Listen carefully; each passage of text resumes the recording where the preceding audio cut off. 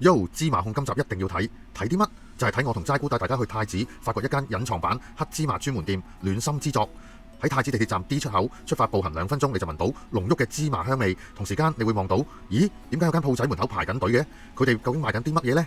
原來係琳琅滿目嘅黑芝麻食品。於是乎，我同齋姑都腳快快走去排隊買翻幾款，試試睇下佢係咪名不虛傳。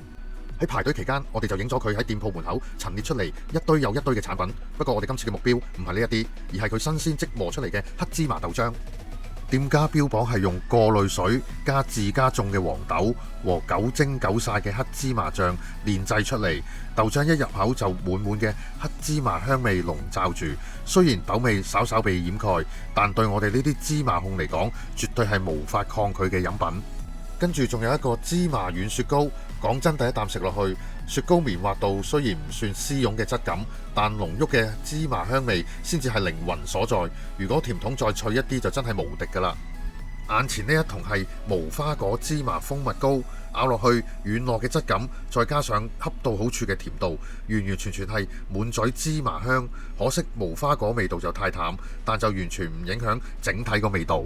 最後呢一款係呢一間小店必試嘅王牌食品石磨芝麻糊。我第一口食落去已經感受到純正嘅芝麻香味襲擊緊我個味蕾。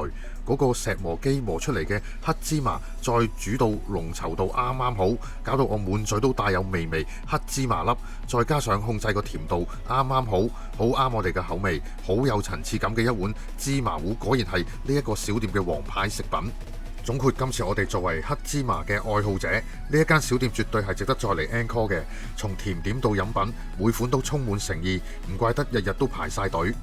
下集我同齋姑去咗深圳包老爺吉拉麵小籠包，密切期待。